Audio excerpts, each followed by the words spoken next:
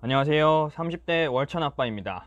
지난 영상에서는 신혼부부가 부자 되는 재테크 방법 마인드 편에 대해 말씀드렸습니다.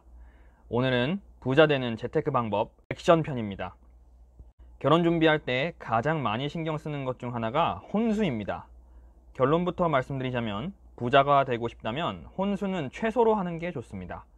특히 혼수는 비싸고 좋은 걸 살 필요가 전혀 없습니다. 제 생각엔 신혼집 가구로는 이케아가 딱입니다.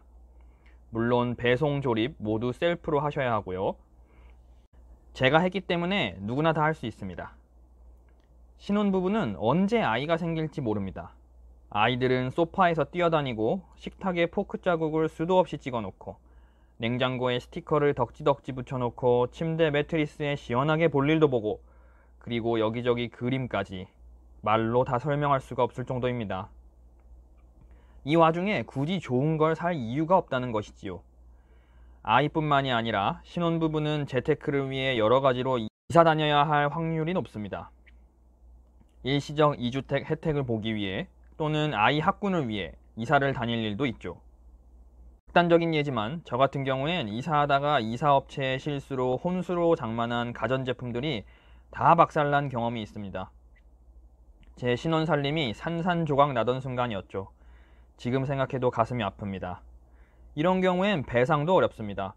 끝까지 싸워야 하는데 여간 피곤한 일이 아니죠. 물론 이런 일은 일어나기 어렵겠지만 굳이 비싼 걸 살 필요가 없다는 것을 이야기하는 것입니다. 가전이든 가구든 혼수는 생활하는데 필수적인 것들만 먼저 장만하고 살면서 하나하나 채워나가면 됩니다. 결혼과 동시에 신혼집이 완벽하게 세팅되어 있을 필요는 없습니다. 절대 혼수 가전 판매 사원의 영업에 넘어가 잘 쓰지도 않는 가전을 사지 마십시오. 없어도 되지만 있으면 좋은 가전제품 같은 건 처음부터 없으면 얼마나 좋은지도 모릅니다. 지금 사면 할인율이 엄청나다, 지금 안 사면 손해다 라는 말은 새빨간 거짓말입니다. 안 사면 100% 할인이니까요. 살림살이는 처음부터 가볍게 시작해야지 맥시멀 라이프에서 미니멀 라이프로 넘어가는 건 하늘의 별 따기만큼 어렵다는 걸 꼭 기억하세요. 다음으로 자동차에 대해 이야기해 보겠습니다. 많은 재테크 채널이나 책에서 부자 되려면 차는 사지 말라고 하는 경우가 많습니다. 경제적인 관점으로만 보면 그 말이 100번 맞는 말입니다. 초기 차량 구입 비용부터 유지관리비, 기름값만 해도 차를 모는 순간 생기는 지출이 상당하기 때문입니다. 지출을 떠나서 차는 사자마자 감가상각 되는 소비재입니다. 부자가 되려면 내가 가지고 있는 생산재를 늘리는 것이 중요합니다. 하지만 제가 겪어보니 결혼 생활을 하고 특히 곧 아이를 가질 계획이라면 차는 필요하다고 말씀드리고 싶습니다. 애초에 출산부터 차가 없으면 버겁습니다. 언제 아이가 세상에 태어날 신호를 보낼지도 모르고 산부인과와 산후조리원을 왔다 갔다 하려면 차가 필요했습니다. 그래서 저는 장차 아이가 생길지도 모르는 신혼부부에게 차를 사지 말라는 말씀은 못 드리겠습니다. 다만 신혼부부가 차를 살 때는 외제차 같은 건 생각도 하지 말고 준중형급 가성비 좋은 차를 사라고 권하고 싶어요. 부자 되려면 제일 싼 경차를 사야 되는 거 아니냐라고 생각하실 수 있습니다. 아이를 키워보면 아시겠지만 아이로 인해 챙겨야 할 짐들이 정말 어마어마합니다. 카시트에 유모차만 해도 이미 차가 꽉 찹니다. 우선은 절약을 위해 경차로 시작하고 나중에 아이가 생기면 좀 큰 차로 바꿔야겠다고 생각하실 수도 있는데 차를 바꾼다는 건 당장 큰 목돈이 들어가는 일이기 때문에 한번 사면 바꾸기가 만만치 않습니다.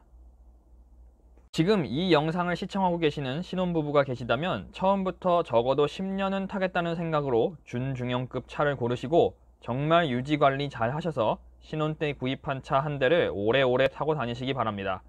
그게 오히려 절약하는 방법입니다. 마지막으로 지금까지 혼수와 자동차를 구입하느라 열심히 긁었던 신용카드를 모두 없애버리셔야 합니다.